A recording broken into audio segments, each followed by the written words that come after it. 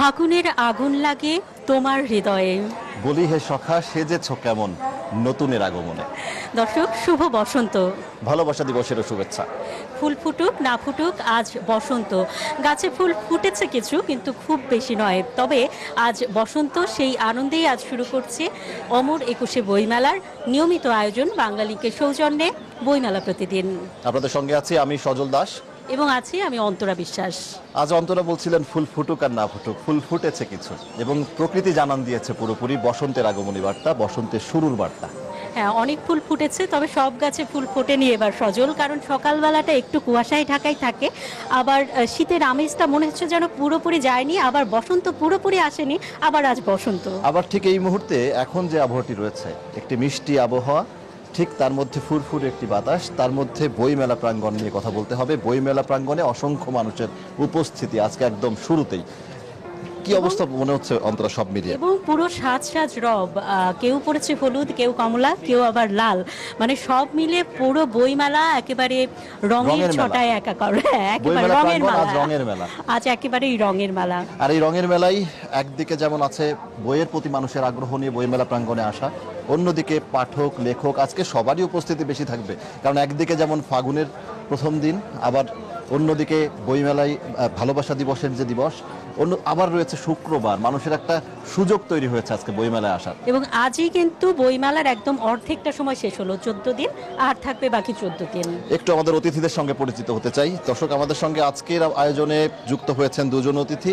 আমার পাশে রয়েছেন সানারি দেবী শানু, লেখক, অভিনেত্রী, নানান পরিচয়ে একজন গুণী ব্যক্তিত্ব। স্বাগত জানাচ্ছি আপনাকে আমাদের অনুষ্ঠানে। এবং আমার পাশে রয়েছেন হুমায়ুন কাবেরী, তিনি নাটক লেখার কৌশল নিয়ে একটি বই লিখেছেন এবং সেই সঙ্গে অভিনেতা। আপনাকেও স্বাগত জানাচ্ছি আমাদের এই আয়োজনে। অন্তত শুরুতে আমি একটু সানারি দেবী শানু আপনার কাছে আসি। ভালোবাসা দিবস, আপনি নিজেও রং, আজকে লাল হলুদের একটা মিশ্রণ পরে এসছেন।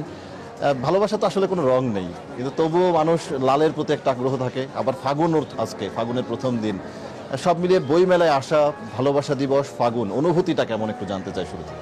বইমেলা মানে একটা দারুণ একটা অনুভূতি আমার কাছে, কারণ আমি আসলে নিজেকে লেখক হিসেবে প্রতিদিনকার আবিষ্কারের যে জায়গাটা, সেটা আমি বইমেলাতে এসে আমি নিজেকে আবিষ্কার করেছি লেখক হিসেবে।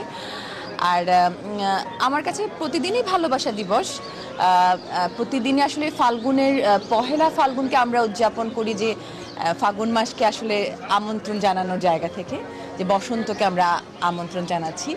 সেই ভাবনার জায়গায় যদি বলি যে বইমেলা, বসন্ত, ভালোবাসা সব কিছু মিলে তার মধ্যে যে পাঠকদের কোলাহল বাড়ছে, এটা একটা অদ্ভুত আনন্দ দেয় লেখক হিসেবে, পাঠক হিসেবে, পুরোদস্তুর একজন বাংলা ভাষার একজন, আমি বলবো যে একজন নাগরিক হিসেবে আমাকে একটা অন্যরকম আনন্দ দেয়।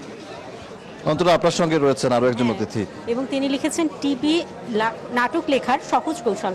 টিভি নাটক লেখার আসলে সহজ কৌশল কি, আগে সেটা শুনে নেই, কারণ প্রতি বসন্তে, প্রতি ভালোবাসা দিবসে অগণিত নাটক এই বাংলায় লেখা হয়েছে এবং সেগুলো অনেক জনপ্রিয়তা পেয়েছে। আসলে ব্যাপার হয়েছে কি, আমি তো অভিনেতা প্রথমে, তারপরে আমি নাট্যকার, আমি নাটক লিখি, আমি পরিচালনা করি নাটক। তো যেহেতু আমি তিনটি সত্তা আমি বহন করছি, তো অনেকে আমাকে বইমেলা আসলে, অনেক লেখক যারা গল্প লেখে, তারা জিজ্ঞেস করে আসলে টিভি নাটক কীভাবে লিখতে হয়। তো টিভি নাটক লেখার কিছু নিয়ম কারণ আছে, কারণ কি আমাদের যেহেতু একটু ক্যামেরায় ধারণ করে একটা টেলিভিশনে দেখানো হয়, হ্যাঁ, পাত্রপাত্রীরা অভিনয় করে এটাকে টেলিভিশনে দেখানো হয়, যার জন্য টেলিভিশন নাটক লিখতে গেলে কিন্তু ওই যে গল্পের মতো লিখলে হয় না, তার কিছু নিয়ম আছে, লাইট, সিকোয়েন্স, পাত্রপাত্রী সব কিছু লিখতে হয়। এই যে কৌশলটা, এটা অনেকে আমাকে জিজ্ঞেস করে প্রতি বইমেলা আসলে। তো এবার আমাদের শব্দশিল্পের ব্যানারে আসছে, শব্দশিল্পের যিনি কর্ণধার শরীফ, ও বললো যে বন্ধু তুমি আমার বন্ধু হয়, তো বললো তুমি এই বই একটা লিখো। তো আমি চিন্তা করলাম এটা লিখলে খারাপ হয় না, তখন আমি লিখলাম টিভি নাটক লেখার সহজ কৌশল। এই নাটক লেখার সহজ কৌশলটা, এটা যদি কেউ পড়ে, যদি কোনো গল্প যে লিখে, সবার ভিতরে এলোমেলো গল্প আছে, তো এই গল্পকে যদি নাটকের আকারে, টিভি নাটকের আকারে দিতে হয়, তাহলে আমার বইটা পড়লে মিনিমাম একটা ধারণা পাবে এবং সে নাটক লিখতে পারবে সহজ। মানে বাংলাদেশে অধিকাংশ নাটকই, যদি বলি ৯০% নাটকেই ভালোবাসার কথা থাকে, তো সেই ভালোবাসার কথা কিভাবে টিভি নাটকে সহজে প্রকাশ করা যায়, সেরকম মানে কোনো কৌশল কি আছে এই বইয়ে? আসলে ভালোবাসা ছাড়া তো পৃথিবী চলে না, হ্যাঁ, জীবন চলে না। ভালোবাসা সেটা যারই ভালোবাসা হোক, শুধু যে প্রেমিক প্রেমিকার ভালোবাসা তা না, এটা ভাই বোনের ভালোবাসা হতে পারে, মা ছেলের ভালোবাসা, মা মেয়ের ভালোবাসা, বাবা মেয়ের ভালোবাসা, বাবা ছেলে হতেই পারে। কিন্তু এখনকার যে নিয়মগুলো হচ্ছে, এখন যে টেলিভিশন নাটকগুলো হচ্ছে, এটা একটু ডিফারেন্ট হচ্ছে। অনেক নাটকে আছে তো আগামাথা, মানে ফার্স্ট টু লাস্ট কোনো ভালোবাসাই নেই, কোনো ভালোবাসাই নেই, কিন্তু গল্প আছে এবং মানুষ দেখে। অনেক নাটক আছে যে গল্প মানে ভালোবাসাটা ওইভাবে না, তবে ভালোবাসা আছে, ভাইয়ের ভালোবাসা থাকতে পারে, মায়ের ভালোবাসা থাকতে পারে, কিন্তু প্রেমিক প্রেমিকার যে ভালোবাসা, হাত ধরে হাঁটলাম, একটা ফুল দিলাম বা ধাক্কা খেয়ে পড়ে যে প্রেম হয়ে গেল, এরকম এখন হয় না, এখন একটু different। ভালোবাসার অনেক নাম, অনেক নাম। আমি সানারি দিবিশনে আপনার কাছে একটি প্রশ্ন। আপনার বইটি আমার হাতে রয়েছে, বাঘ মানুষ। মানে এখানে যেমন পুরো বইটি পড়ার সুযোগের মধ্যে হয়নি, আমার হয়তো সামনে হবে। আমি একদিকে বাঘ, মানুষ, প্রকৃতি সব মিলিয়ে এটিও একটা সাইকেলের জায়গা, সব মিলিয়ে একটু বলবেন যে এবারের বইমেলায় এই বইটি এসছে, এটি আসলে কেন লেখা, আপনার মাথায় কেন এলো এই নামটি? হ্যাঁ, খুবই দারুণ প্রশ্ন। বাঘ মানুষ এটি একটি প্রতীকী শব্দ, প্রতীকী অর্থে ব্যবহার করা হয়েছে। আমি মূলত আসলে আমাদের মণিপুরি মিথোলজির একটা প্রাচীন লোকগাথার একটি গল্পকে কেন্দ্র করে সুন্দরবনের প্রেক্ষাপটে একটি মিথোলজিক্যাল থ্রিলার ফিকশন লেখার চেষ্টা করেছি। সেই গল্পের মধ্য দিয়ে আমি আমার মিথোলজির যে গল্পটা, মূল যে গল্পটা, সেটির নাম হচ্ছে কেই বুকেই ওইবা মণিপুরি ভাষায়, সেই গল্পটাকে আমি এই প্রজন্মের, এই সময়ের পাঠকদের কাছে তুলে ধরতে চেয়েছি। আর এই পুরো জার্নিতে, মিথোলজিক্যাল জার্নি বলি বা এই বাঘের এই জার্নিটা বলি, এই গল্পের মধ্যে একটা সূক্ষ্ম একটা বার্তা রয়েছে, নামটার মধ্যেই আছে বাঘ মানুষ। আমরা আসলে প্রতিটা মানুষের ভিতরে একটা লোভ, লালসা, অহংকার, ক্ষমতার প্রতি লোভের যে একটা সত্তা, দ্বৈত সত্তার যে বিষয়টা কাজ করে, সেই জায়গাটা যদি কোনো মানুষ যদি সেই লোভের ফাঁদে পড়ে আটকে যায়, সে আধা আধি একটা মানে অদ্ভুত প্রাণীতে পরিণত হয়ে যায়। মানে সে বাঘও হতে পারে না, হিংস্র বাঘও হতে পারে না, ঠিক মানুষও, মানবিকতার জায়গায়ও সে একটা মানুষ হয়ে উঠতে পারে না। সেই বাঘ মানুষের জন্য আমরা কেউ না হয়ে উঠি, সেই জায়গাটায় সচেতন থাকা। আর যেহেতু এটি থ্রিলার ফিকশন, থ্রিলার, রহস্য, রোমাঞ্চের একটা বিষয় আছে সুন্দরবনের এই যাত্রার মধ্য দিয়ে, আশা করি যারা থ্রিলার পড়তে পছন্দ করেন বা যে কোনো সমকালীন উপন্যাস পড়তে পছন্দ করেন বা অ্যাডভেঞ্চার পড়তে পছন্দ করেন, তাদের কাছে এই উপন্যাসটি ভালো লাগে। বইমেলা প্রাঙ্গণে পাঠক, লেখক এবং যারা প্রকাশক তাদের মিলন মেলা।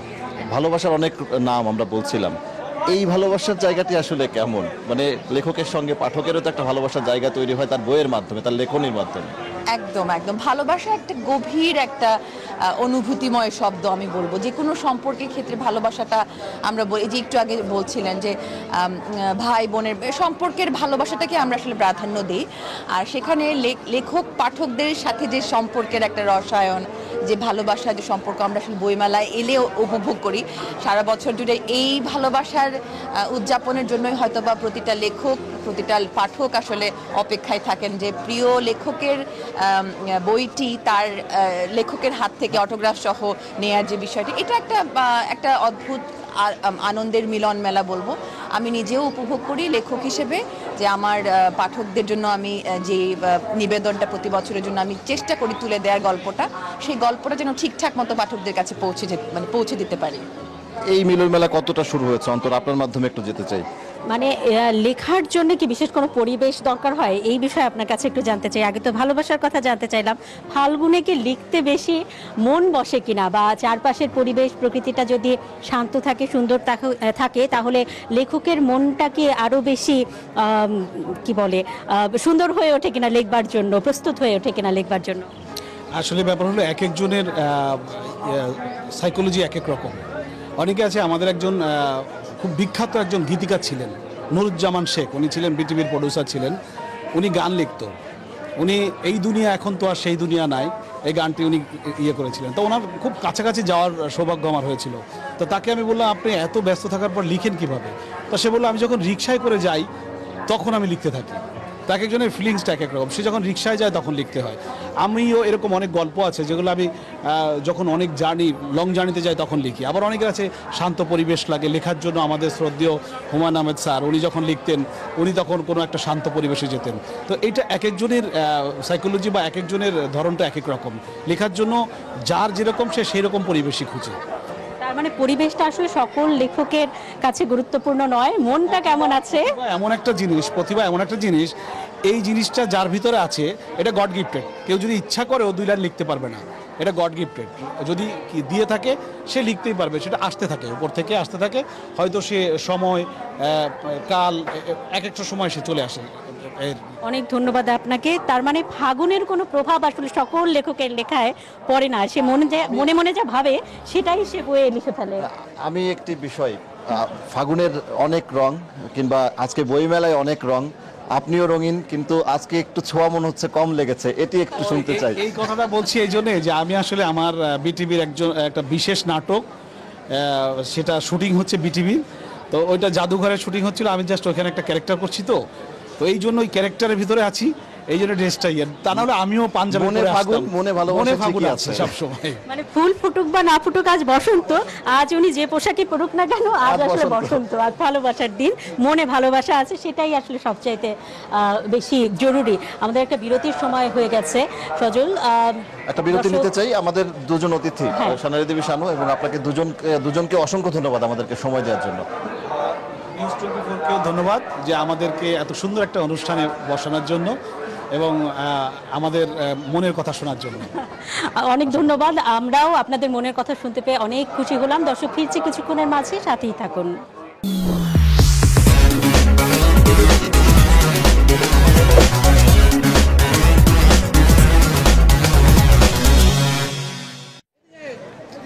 বসন্তের রঙে ভালোবাসার আবহ জমে উঠেছে বইমেলা প্রাঙ্গণ। দর্শক বিরতির পর আবারও স্বাগত জানাচ্ছি বাংলা লিংকের সৌজন্যে নিউজ 24-এর বিশেষ আয়োজন বইমেলা প্রতিদিন অনুষ্ঠানে। আজকে একদিকে ভালোবাসা দিবস, অন্যদিকে ফাগুনের প্রথম দিন, জমজমাট পরিস্থিতি বইমেলায়, রঙের মেলা বসেছে বইমেলা প্রাঙ্গণে। একটু কথা বলতে চাই লেখক, পাঠক এবং প্রকাশকদের সঙ্গে। আমার সঙ্গে একজন লেখক রয়েছেন, ফারজানা ববি চুমকি রয়েছেন আমার সঙ্গে, লেখক। একটু কথা বলতে চাই, আজকের দিনে বইমেলায় আসা একটি জায়গা, নানান রঙের মেলা বসেছে বইমেলা প্রাঙ্গণে, ঠিক তখন কেমন লাগছে এই বইমেলা প্রাঙ্গণ? এবং পাঠকদের, একজন লেখক হিসেবে পাঠকদের সাথে তো অবশ্যই কথা হচ্ছে, কি কথা হচ্ছে, কি বলছেন? আজকে তো উৎসব মুখর একটা পরিবেশ।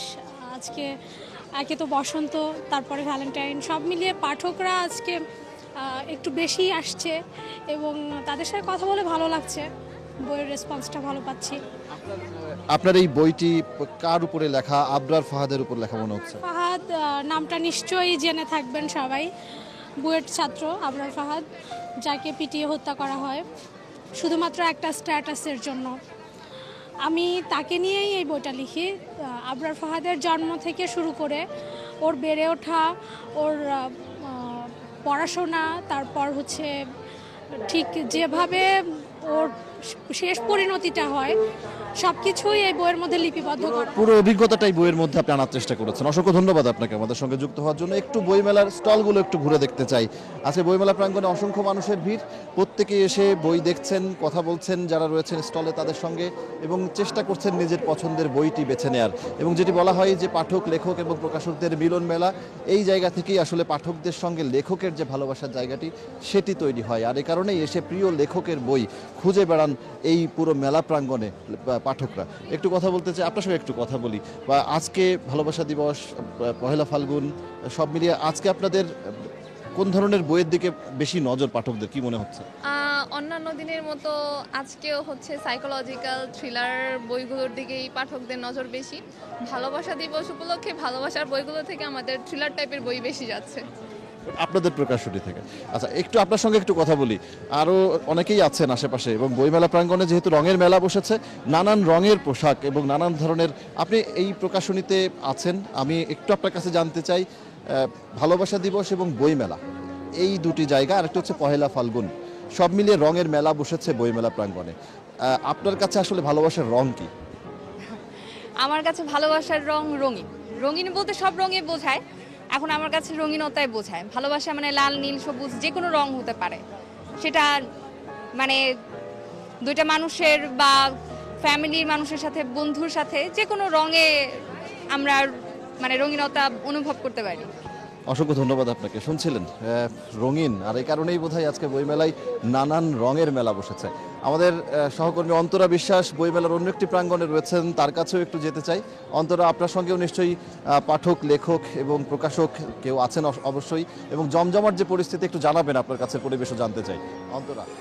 সজল, আপনি যেমন বলছিলেন যে বইমেলায় আজ রঙের মেলা, এবং আপনার সঙ্গে যে অতিথি ছিল সে বলছিল যে কোন রংটি আসলে তার প্রিয়, সেটি সে বলছিল রঙিন, এবং সেই রঙিন চিত্রটাই আসলে পুরো বইমেলা জুড়ে রয়েছে।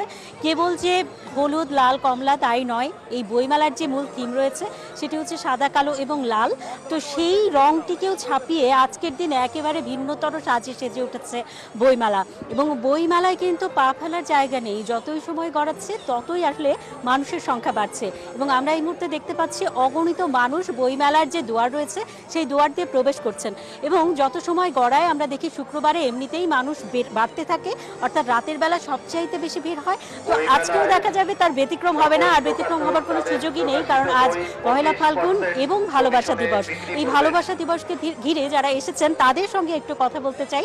অনেকেই মাথায় ফুল দিয়ে এই বসন্তকে বরণ করছেন, ভালোবাসা দিবসকে উদযাপন করছেন। তেমনই একজনের সঙ্গে কথা বলতে চাই। শুভ বসন্ত, কি বই কিনলেন আজ? মহাবিশ্বের পরিচিতি। সায়েন্স ফিকশন কি আপনার প্রিয়? হ্যাঁ, খুব ভালো লাগে আমার। তুমি কি কি বই কিনেছো? মহাবিশ্ব ও মহাবিশ্বের পরিচিতি। তোমরা দুজনেই সায়েন্স ফিকশন কিনেছো? জি। এই যে বসন্ত যখন আসে তখনই আমরা কেন সেজে উঠি? আপনি এত সুন্দর করে সেজে উঠেছেন, আজকের এই বিশেষ দিনে এই সাজের কারণ কি? কারণ আমরা বাঙালি, বসন্তের দিন বাঙালির অনেক মানে কি ভালো লাগার দিন। অনেক ধন্যবাদ আপনাদেরকে। আমাদের সঙ্গে আরো দুজন অতিথি আছেন, এবং তাদেরকে দেখেই বোঝা যাচ্ছে আজ বসন্ত। শুভ বসন্ত, কেমন আছেন? আমরা ভালো আছি। আজকের দিনে আপনারা এই যে বইমেলায় এসেছেন, বইমেলায় কি করবেন, এবং এই যে পুরো গায়ে মানে পোশাকে চুলের রঙের ছটা, এটা কি বসন্তের জন্য না সবসময় রঙিন থাকে? আমরা সবসময় রঙিন করি। আমরা ভেকেশনে যখন গিয়েছিলাম তখন ডাই করে দিয়েছি চুল। একেবারে বসন্তের রং। আপনি কি বসন্তের জন্য সুন্দর করে সেজে এসেছেন, নাকি সবসময় এরকম সুন্দর করে থাকেন? এরকমই থাকে। আজকে কি ধরনের বই কিনবেন? আপনাদের কি ধরনের বই পছন্দ? নন ফিকশন, ফিকশন টাইপের। আপনার প্রিয় রং কি? ব্লু। তো আজকের দিনে নীল না পরে হলুদ পরেছেন, সেটা কি শুধুমাত্র বসন্তের জন্য? অনেকে তো ভালোবাসার রংকে নীলও মনে করে। আপনার কাছে কি মনে হয় ভালোবাসার রং কি? রেড। তার মানে আজ আসলে ভালোবাসা দিবস উদযাপন করছেন না, উদযাপন করছেন বসন্ত? জি, বসন্তই উদযাপন করছি। আচ্ছা, বসন্তকে কি কি ভাবে উদযাপন করেন? বইমেলায় আজ কি কি করবেন? ফুচকা খাবো, বই দেখবো, এন্ড দেন একটু ঘোরাঘুরি করে চলে যাবো আই গেস। আপনি কি কি করবেন? আমি বই কিনবো, আমি দেখবো জিনিসপত্র, বাবল মিক্সচার একটা কিনবো। অনেক ধন্যবাদ আপনাদের দুজনকেই আমাদের সঙ্গে যুক্ত হবার জন্য। আসলে বসন্তের যে রং, সেই রং আসলে সকলের মনেই লেগেছে, সেটা বইমেলাতে এলেই বোঝা যায়। কারণ তারা আসলে উদযাপন করছেন বইমেলাকে, তারা উদযাপন করছেন পহেলা ফাল্গুনকে, বসন্তকে, এবং তারা উদযাপন করছেন ভালোবাসা দিবসকে। মানে সব মিলিয়ে আজ একেবারে উদযাপনের দিন। যদিও আজ দ্রোগেরও দিন, আজ একটি দিবসও রয়েছে, সেখানে প্রতিবাদের ভাষা উঠে আসে, কিন্তু সে কথা আজ যতটা না সবার মনে আছে, তার চাইতে বেশি আসলে সবাই বলছেন এই আনন্দ উৎসবের কথা, উদযাপনের কথা। এবং এখন আমরা যে স্টলটির সামনে রয়েছি, এটি হচ্ছে ময়ূরপঙ্খী। এই স্টলেও আসলে অগণিত বই এসেছে, এবং এটি মূলত ছোটদের বই। তো ছোটরা আসলে অনেক ধরনের বই কিনছেন, তাদেরই একজন আমরা দেখতে পাচ্ছি, একজন খুদে পাঠক। তুমি কি বই কিনেছো আজ? আজকে বই কিনিনি, আগে বই কিনেছিলাম।